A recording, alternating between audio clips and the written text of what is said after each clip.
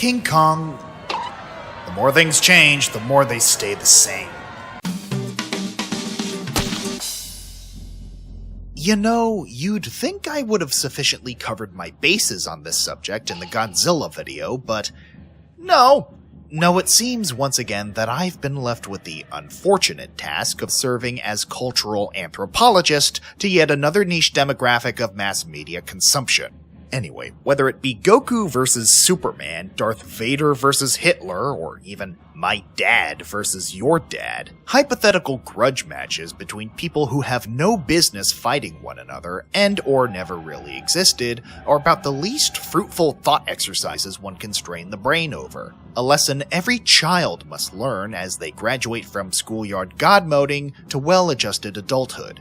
And yet, there are few more profitable endeavors in the omnifarious markets of commercial media production than bringing these fictitious squabbles to life for the enjoyment, or at least the momentary satiation, of hyperventilating ultra-nerds around the world. Even if the combatants involved come from completely different and incompatible narrative settings. Just one more reason for me to despise multiverse theory, but I've already spent enough videos in a row referencing previous rants, so let's move on. Having said all that, I myself am an unapologetic enthusiast of Japanese giant monster movies, or kaiju movies as most weebs will correct you. I've grown up enjoying them about as much as any sheltered upper-middle-class 90s white kid can, so you can imagine my elation to having borne witness to the renaissance of American-made kaiju films starting in the late aughts, from the slow-building suspense of Cloverfield to the action-packed monster mash that was Pacific Rim,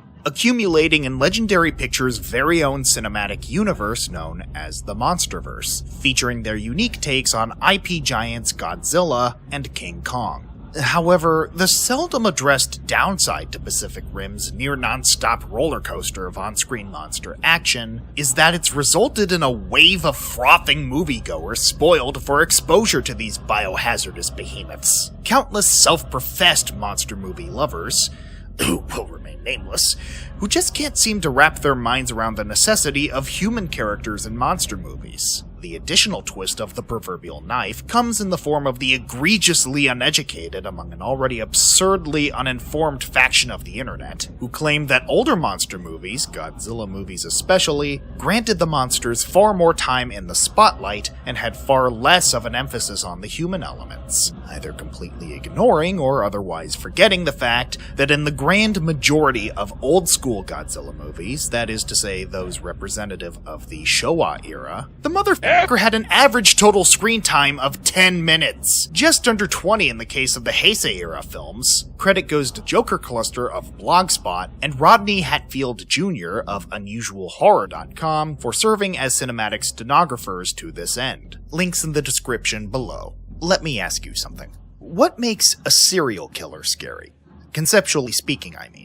Whether it be in a murder mystery or even the daytime news, what inherent quality of the idea behind a serial killer specifically makes them so fundamentally frightening? The fact that they kill people. You take people out of the equation and your serial killer is left completely fucking pointless. It's the same thing with monsters in monster movies, considering monsters themselves only exist in fiction to serve as analogs for any number of real-world terrors human beings have to confront on a day-to-day basis. For Godzilla, it was originally the horrific implications of post-war nuclear testing. And for Kong, well, let's just say the original analog really hasn't aged well. If you want a more in-depth analysis on the matter, I recommend a video essay by my friend M. Lorelei delving into exactly this. But my point in addressing it here is that if there are no humans in your monster story to overcome the threat of the monster, then the monster has no purpose even being there to begin with. At that point, all you're left with is potential Animal Planet content. And even then, well, no blood, no shark. Besides, whether the primary antagonist of your story is a monster in the literal or metaphorical sense, the impact they have on that story is only going to decline with oversaturation. If there's anything one can take away from the horror genre, most notably the rise in popularity of minimalist psychological horror in the early aughts, it's that less is more. Usually. What I find especially hilarious, and by hilarious, I mean conniption-inducing, is the wave of butthurt wannabe Goji fanboys losing their collective shit over the recent trailers for the newest entry in the MonsterVerse, Godzilla vs. Kong. Specifically the fact that Kong has not only grown to an equitable size to that of Godzilla, some even going so far as to claim Godzilla had been shrunk down since the last movie, but has also managed to come across a means of evening out the power-based playing field with a weapon. As if it were a crime against the genre for two fictional monsters to be equally equipped to destroy one another.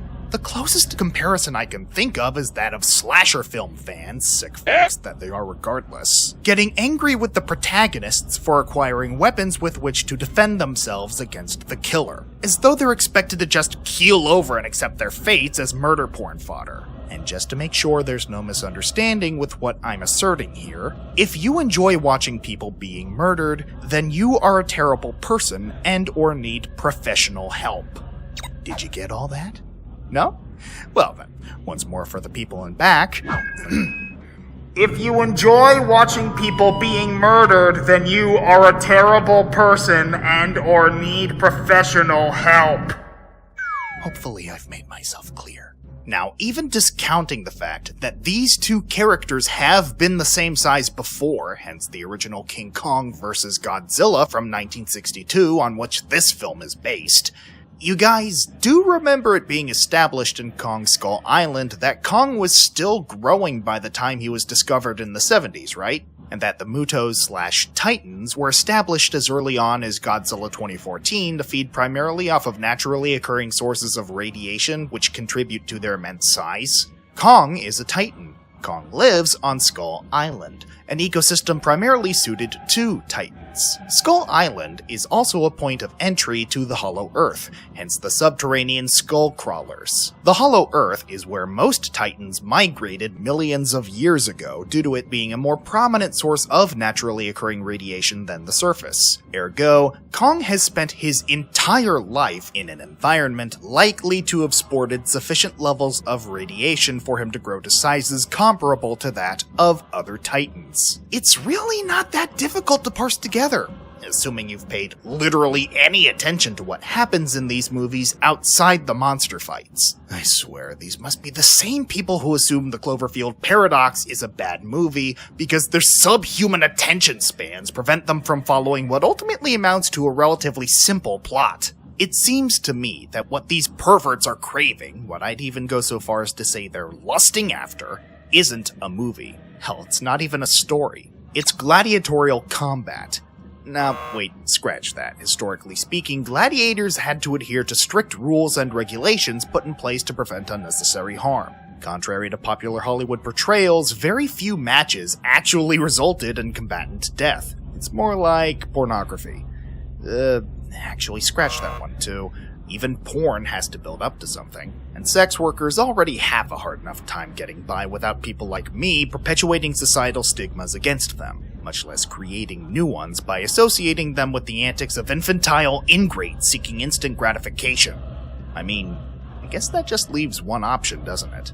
This isn't sport these people want. It's not even porn.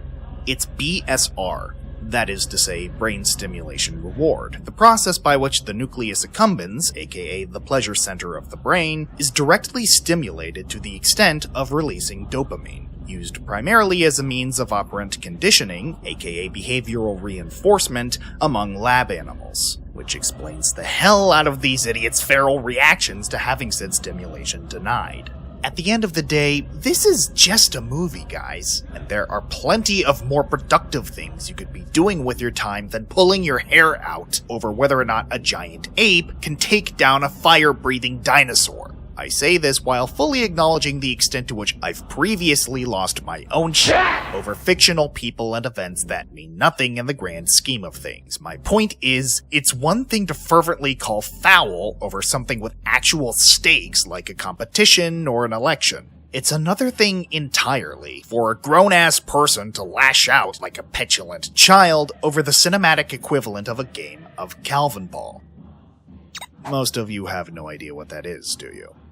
Christ, I'm getting old.